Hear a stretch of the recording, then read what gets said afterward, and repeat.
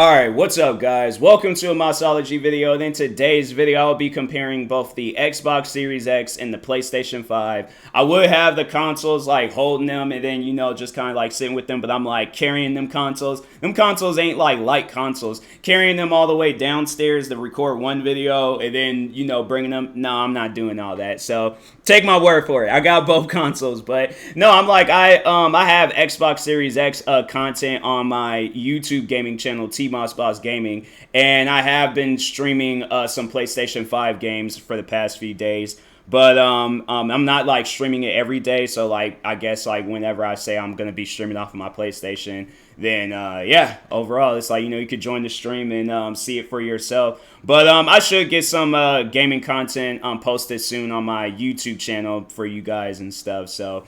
But anyways, no, yeah, let's overall talk and compare both of these consoles because there are some pros and cons with both of those consoles. Like, the one thing that I don't like with both consoles is the, like, price point. Not even so much as how much it costs, but, like, the subscription service. Where I'm, like, spending over $100 a year, for a video, not even all the video games. Like, so here's the thing with Xbox, because I've been on Xbox a lot more than my PlayStation 5.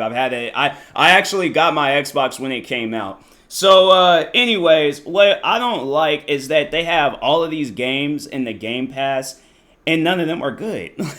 Like, there's so many different games that they have, and I'm like, who's playing these games? Like, there's some of the games where I'm like, okay, yeah, they seem chilled, they seem good and stuff. And then there's some where I've already have bought them, and I'm like, okay, well then that's just a loss. I'm all like, it's maybe they'll like give me some like special reward or something for already owning the game or something. I don't know, but I'm like, it just would be better if they had like better games on those subscription services. And I think with PlayStation, like based off of some of the stuff that I've seen, like it looks, well, they got like their PlayStation exclusives. I had to say, like when it comes to like maybe video games with their, subscription things, I feel like PlayStation probably got the better games because they got all of their exclusives. So like they have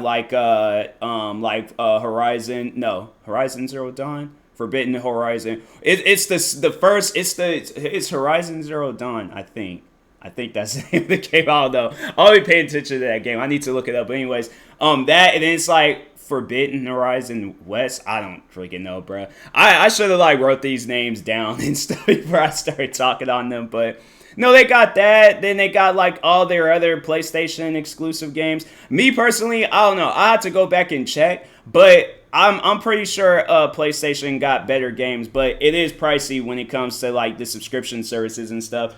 But overall, like it probably would be best, like if we're really gonna get like into detail, like okay, which one should you really get into the PC gaming. Like you don't gotta worry about no subscription services and stuff like Steam and Epic Games pretty much has like every game that you can imagine and stuff. So yeah, you're chilling with that and save yourself some money every month and things. But no, anyways, but overall, moving on from the video game part, now let's talk on the size of both consoles.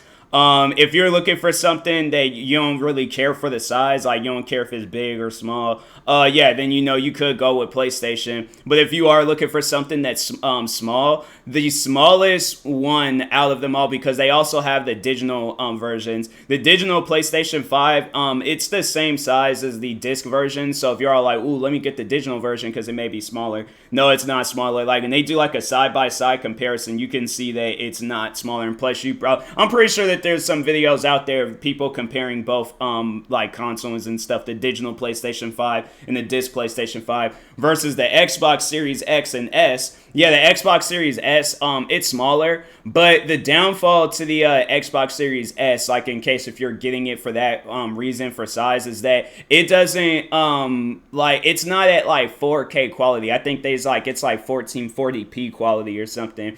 So if quality, if you don't care about that, then yeah, then and then also if you don't care about like disc and stuff, because yeah, that once again, like the Xbox Series S is the digital version. So if you don't care about like the disc or the quality and you're just overall wanting a new console just to play some like newer video or see how like the newer games look on the new consoles. So actually hear me, so like just let's just talk on that. But if we're talking size, yeah, the Xbox Series S. But no, let's talk on like the transitions from the last gen consoles onto the next gen consoles. Now, I would have to say that probably PlayStation's overall going to win this comparison and stuff. I don't know, people may disagree, but the thing that I don't like with the transitions from the old consoles, well, at least for one console, but the transition from the old consoles to the new consoles is that PlayStation changed. PlayStation 5 like changed their menu. Like it looks like a brand. It reminds me from from when like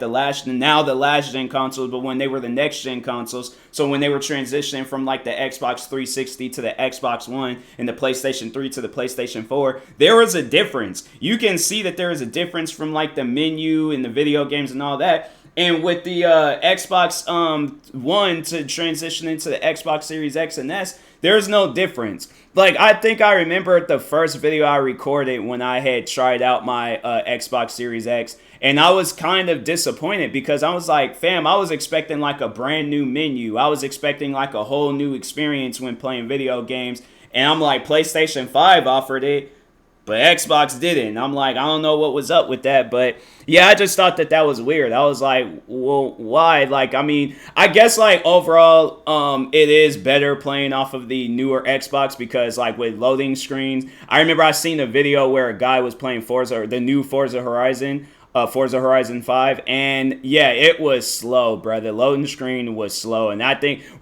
he was using like the very first Xbox One, so I don't know how it overall works on the like Xbox One Pro. What was that last one that they came? Whatever it is, like that very last Xbox One. But anyways.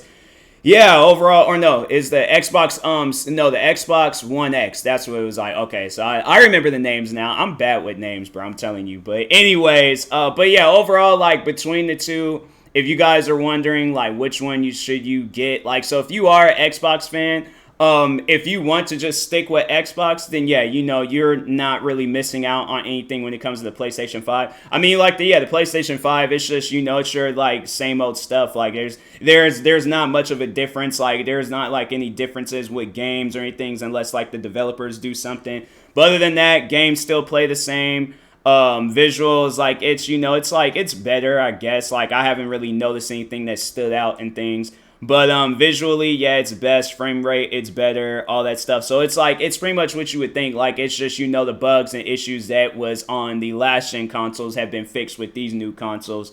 But yeah, overall, like, if we're talking on like that transition from like the old console to the new consoles, I feel like PlayStation did a better job than Xbox.